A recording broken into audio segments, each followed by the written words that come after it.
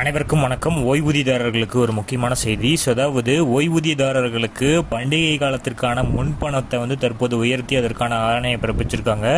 அதை பற்றின முழு விவரத்தை தான் அந்த வீடியோவில் பார்க்க போகிறோம். ஸோ ஸ்கிப் பண்ணாமல் கடைசி வரைக்கும் பாருங்கள். நம்ம சேனலை சப்ஸ்கிரைப் பண்ணாதவங்க பண்ணி வச்சுங்க. நம்ம சேனலில் சென்ட்ரல் மற்றும் ஸ்டேட் கவர்மெண்ட் சம்பந்தமான ஆல் அப்டேட்ஸ் போட்டுருவோம். அது மட்டும் இல்லாமல் பென்ஷன் சம்மந்தப்பட்ட முக்கியமான அப்டேட்ஸும் இருக்கும். ஸோ மறக்காமல் சப்ஸ்கிரைப் பண்ணிடுங்க. வாங்க வீடியோக்குள்ள போகலாம்.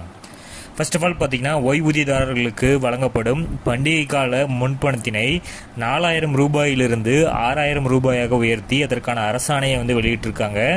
ஸோ அரசு ஓய்வூதியதாரர்கள் தங்கள் குடும்பத்தினர்களுடன் பண்டிகைகளை கொண்டாட வழங்கப்படும் முன்பணம் 4000 ரூபாயிலிருந்து 6000 ரூபாயாக உயர்த்தி வழங்கப்படும். ஸோ இந்த உயர்வால் 52,000 ஓய்வூதியதாரர்கள் பயனடைவார்கள். ஸோ அரசுக்கு 10 கோடி ரூபாய் கூடுதல் செலவு ஏற்படும்.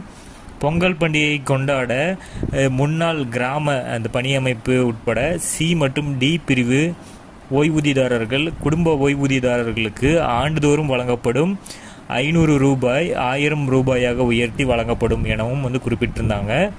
ஸோ இது முதல்வர் ஸ்டாலின் அவர்கள் சட்டசபையில் ஏப்ரல் 28ஆம் தேதி அறிவித்தார். இவற்றை செயல்படுத்த அரசாணை தற்போது வெளியிடப்பட்டிருக்கு. ஸோ பண்டிகை கால முன்பணத்தை 10 மாத தவணையில் பிடித்தம் செய்ய முடிவு செய்யப்பட்டுள்ளது எனவும் சொல்லியிருக்காங்க.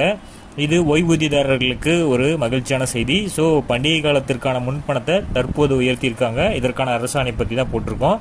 ஸோ இந்த மாதிரி மத்திய அரசு ஊழியர்கள், அரசு ஊழியர்கள் சம்பந்தப்பட்ட முழு தகவலையும் உங்களுக்கு தெரிஞ்சிருக்கணும்னா இந்த சேனலை மறக்காமல் சப்ஸ்கிரைப் பண்ணி வச்சுக்கோங்க. நம்ம சேனலில் ஒவ்வொரு வீடியோவும் உடனடியாக போட்டுருவோம்.